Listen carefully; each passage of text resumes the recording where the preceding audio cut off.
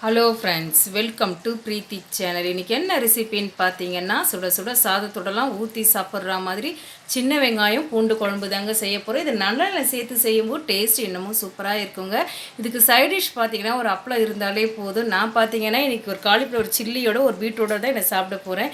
இப்படி சாப்பிடும்போது டேஸ்ட் ரொம்ப சூப்பராக இருக்கும். வாங்க இந்த சின்ன வெங்காயம் பூண்டு குழம்பு எப்படி செய்யலான்றதை பார்க்கலாம்.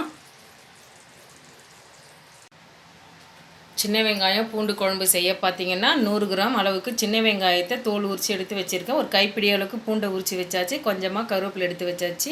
மற்ற பொருட்கள்லாம் பார்த்திங்கன்னா தாளிக்கும் போதே நம்ம பார்த்துடலாம். அடுத்து ஸ்டவ் ஆன் பண்ணி மண்கடாய் வச்சுட்டேன். கொஞ்சமாக நல்லெண்ணெய் சேர்த்துக்கலாம். இந்த மாதிரி சின்ன வெங்காயம் பூண்டு குழம்புக்கெலாம் நல்லெண்ணெய் சேர்த்து செஞ்சிங்கன்னா டேஸ்ட்டு ரொம்ப சூப்பராக இருக்கும். எண்ணெய் சூடாயிடுச்சு. அரை ஸ்பூன் அளவுக்கு கடுகு உளுத்தம்பருப்பு சேர்த்துக்கிறேன். அரை ஸ்பூன் அளவுக்கு வெந்தயம் சேர்த்துக்கலாம். வெந்தயத்தை மிஸ் பண்ணாமல் சேர்த்துக்கோங்க, குழம்பு டேஸ்ட்டாக இருக்கும்.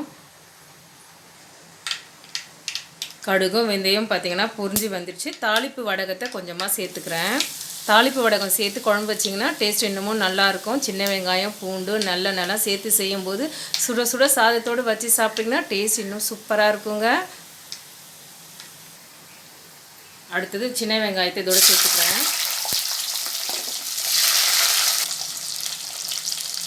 இது கூடவே பூண்டையும் சேர்த்துடலாம். சேர்த்துட்டு இதுக்கு மேலே கொஞ்சமாக கருவேப்பிலையும் சேர்த்துட்டு இது நல்லா வதங்கி வரட்டும்.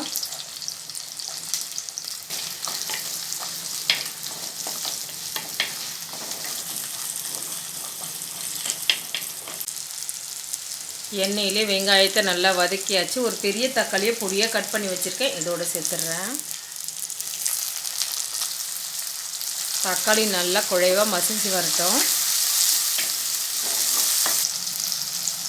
தக்காளி நல்லா குழைவாக மசிச்சு வந்தாச்சு. இந்த டைமில் மசாலா பொருட்களாம் ஒன்று ஒன்றா சேர்த்துக்கலாம். ஸ்டவ்வை லோ ஃப்ளேமில் வச்சுட்டு மசாலா பொருட்களை சேர்த்துட்றேன்.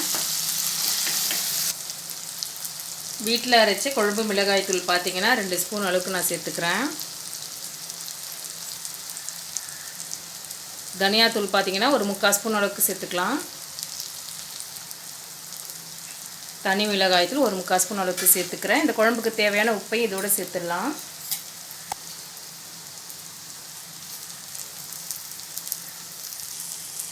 எண்ணெயிலேயே மசாலா பொருட்களெல்லாம் அப்படியே வதக்கி விட்டுக்கலாம் 1 நிமிஷத்துக்கு.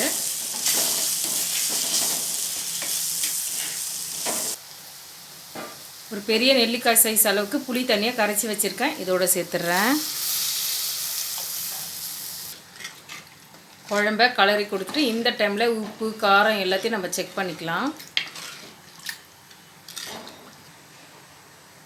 உப்பு காரம் எல்லாமே கரெக்டாக இருக்குது. இந்த டைமில் தட்டை போட்டு நம்ம க்ளோஸ் பண்ணிக்கலாம். நல்லா கொதித்து வரட்டும். குழம்ப கொதிக்க விட்டு 5 நிமிஷம் ஆகிடுச்சு. இப்போ தட்டை ஓப்பன் பண்ணி பார்த்துடலாம். குழம்பு பார்த்திங்கன்னா நல்லா கொதித்து எண்ணெய் பிரிஞ்சு நல்லா மேலே வந்துடுச்சு. இந்த டைமில் பொடிச்ச வெல்லத்தை கொஞ்சமாக சேர்த்துக்கிறேன். இந்த மாதிரி வெல்லம் சேர்க்கும்போது குழம்பு ரொம்பவே ருசியாக இருக்கும். குழம்ப அப்படியே கலந்து கொடுத்துட்றேன். நம்மளோட ஸ்டைலில் பார்த்தீங்கன்னா சின்ன வெங்காயம் பூண்டு குழம்பு நல்லா ஜம்முன்னு சூப்பராக ரெடி ஆகிடுச்சிங்க. நீங்களும் இதே போல் ட்ரை பண்ணி பாருங்கள். இந்த வீடியோ உங்களுக்கு பிடிச்சா லைக் பண்ணுங்கள், ஷேர் பண்ணுங்கள், சப்ஸ்கிரைப் பண்ணிக்கோங்க. தேங்க்ஸ் ஃபார் வாட்சிங்.